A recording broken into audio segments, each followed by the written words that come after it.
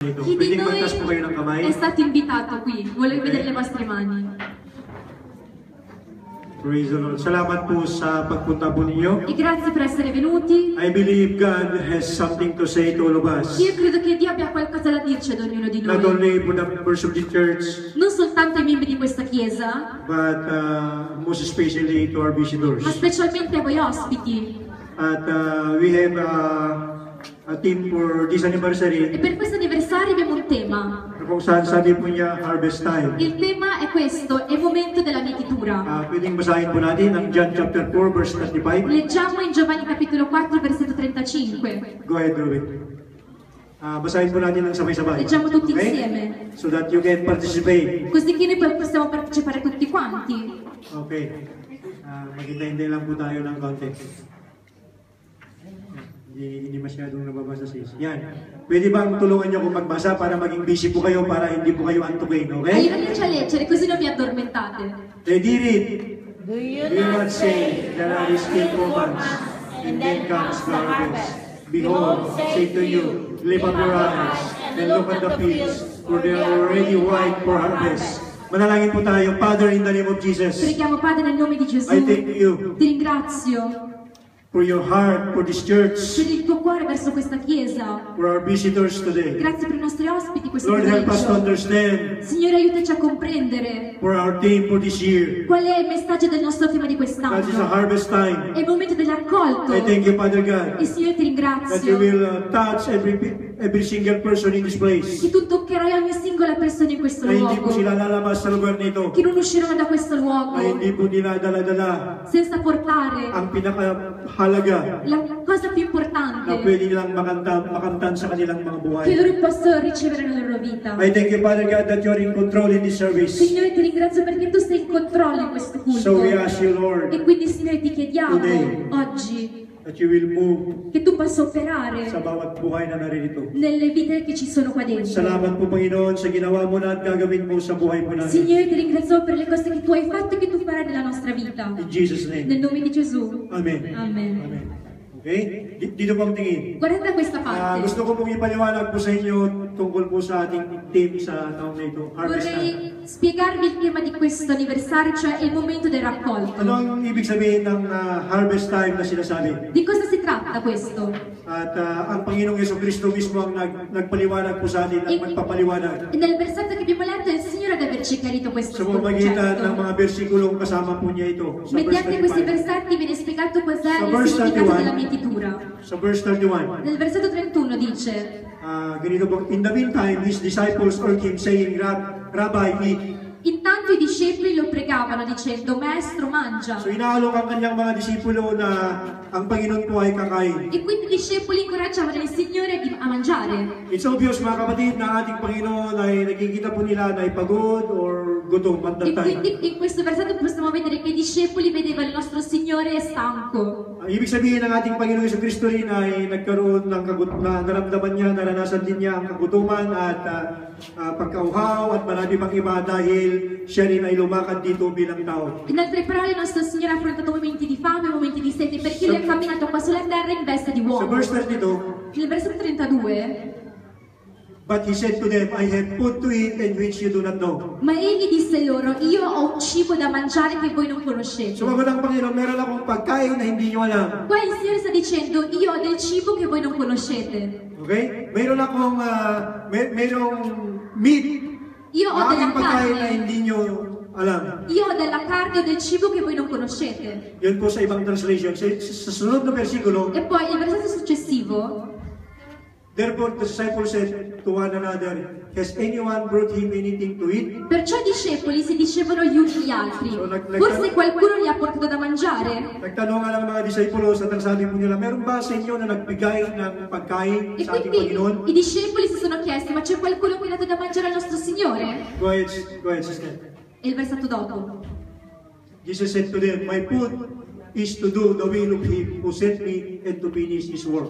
Versetto 34 dice: Gesù disse loro: il mio cibo è fare la volontà di colui che mi ha mandato e compiere l'opera sua. Sumagot ang ating Panginoon, Quindi il Signore ha risposto ai meron akong discepoli: pagkain io ho del cibo na may food, ang aking pagkain Il mio cibo, Sa ibang translation, sa Amplified, ang aking pagkain ang nagbibigay nourishment sa aking katawan quello che dà nutrimento al mio corpo, ay para gawin ang kalooban ng Diyos è compiere la volontà di Dio at tatapusin ang aking mission dito sa lupa. e portare a compimento la mia missione qua sulla terra. So, sa ibang salita, In altre parole, sinasabi ng Panginoon, il nostro Signore sta dicendo, ang nakapagbibigay contentment sa aking buhay. quello che dà la contentezza nella mia vita, Gusto ko lang i-paraphrase ang sinabi ng Panginoon. vorrei soltanto fare una parafrasi Ang di quello tunay che kong sto pagkain. dicendo. Il mio vero cibo, Ang nakapagbibigay lakas sa aking buhay la cosa che dà forza nella mia vita, ay yung gawin ng kalooban ng aking Ama na nasa langit. è quello di fare la volontà del mio Padre che è nei cieli. Amen.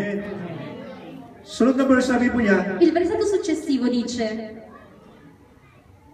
do you not say, there are still 4 months, and then comes the harvest? Behold, I say to you, lift up your eyes and look at the fields, for they are already white for harvest. non dite voi che ci sono ancora 4 mesi e poi viene la mietitura? Ebbene, vi dico, alzate gli occhi e guardate le campagne come già biancheggiano per la mietitura. Yan yung pinaliwanag ng Panginoon. E poi il Signore adesso qua sta chiarendo Ang tunay na kanyang pagkain. il suo vero cibo. Sabi po niya, Qua dice, huwag niyong sabihin non dite che na 4 na buwan ang hihintayin niyo para kayo mag-ani. ci sono ancora 4 mesi e poi viene la mietitura.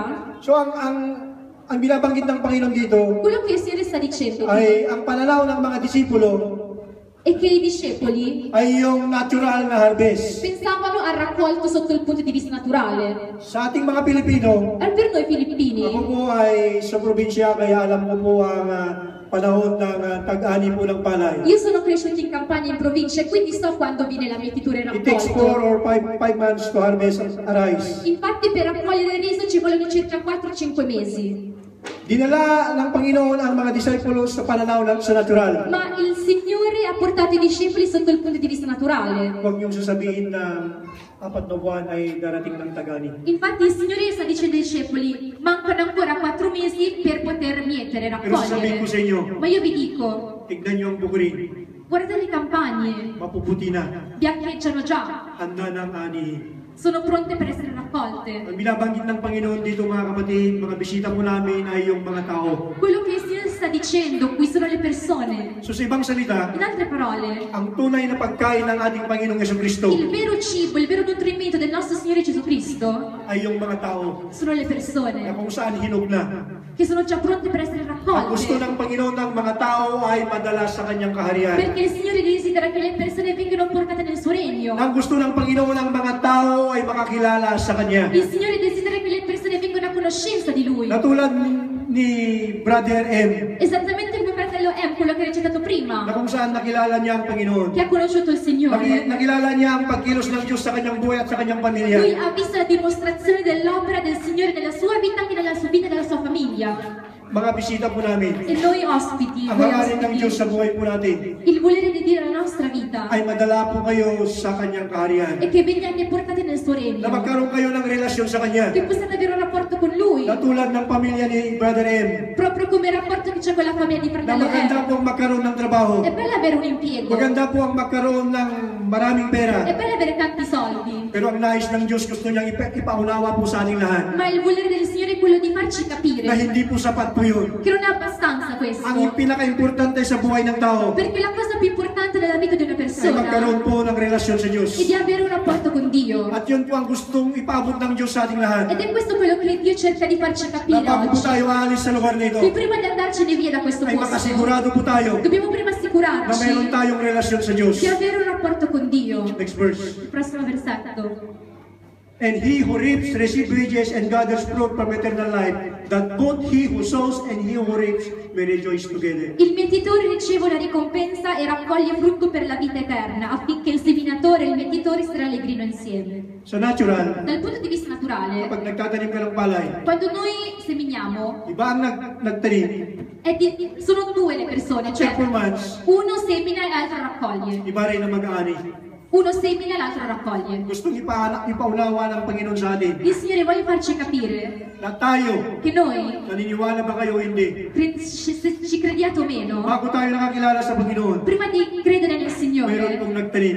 c'è qualcuno che aveva già seminato Ang ibig per kong sabihin noi. ay mayroon pong nanalangin po sa atin. In altre parole, prima che noi conoscessimo il Signore c'era già stato qualcuno che ha seminato per noi. Yung iba po ay may nag-imbita po sa inyo sa church. Magari voi siete stati salvati perché qualcuno vi ha invitato in chiesa. Mayroon pong nagpaalala po sa inyo. C'è qualcuno che vi ha ricordato di Gesù. Nung dumating po kayo sa church, Quando siete venuti qua in chiesa, ngayon mayroon pong nag-alok po sa inyo. c'è qualcuno che che si è avvicinato a voi. Mayroon pong nagbahagi po sa inyo tungkol sa pag-ibig ng Diyos. Quando siete venuti in chiesa c'è qualcuno che vi ha condiviso l'amore di Dio. Ano ang nangyari po sa inyo? E cosa è successo a voi? Nakakilala po kayo sa Panginoon. Avete conosciuto il Signore. Sinuko po ninyo ang iyong buhay. Avete reso la vostra vita. Sa ibang salita, In altre parole, iba po ang nag-ani. è diversa la persona che ha Ngayon anong seminato. nangyari? Ora cosa è Nung successo? nabalitaan natin na nakakilala po si Brother M, Quando noi abbiamo saputo che fratello Emma ha conosciuto Dio, yung mga nag-pray po sa kanya, tutte quelle persone che hanno pregato per lui sila pong nagalak. hanno gioito At nagalak din yung mga church members na kung saan nakakilala si Brother M. e hanno gioito anche la chiesa e i credenti che hanno per fratello Emma. Nagalak po si Pastora Mora, si Brother Dudes, at kayo pong mga taga-Brescia. Ay, Mantuba. Voi da Mantova comunque siete rimasti gioiosi perché Next fratello verse, sister. Emma ha conosciuto Dio. Amen. Okay. For in this, the saying, this is true, one sows and another reaps. Meron pa tayong verses? Poiché questo è vero il detto, l'uomo semina e l'altro miete.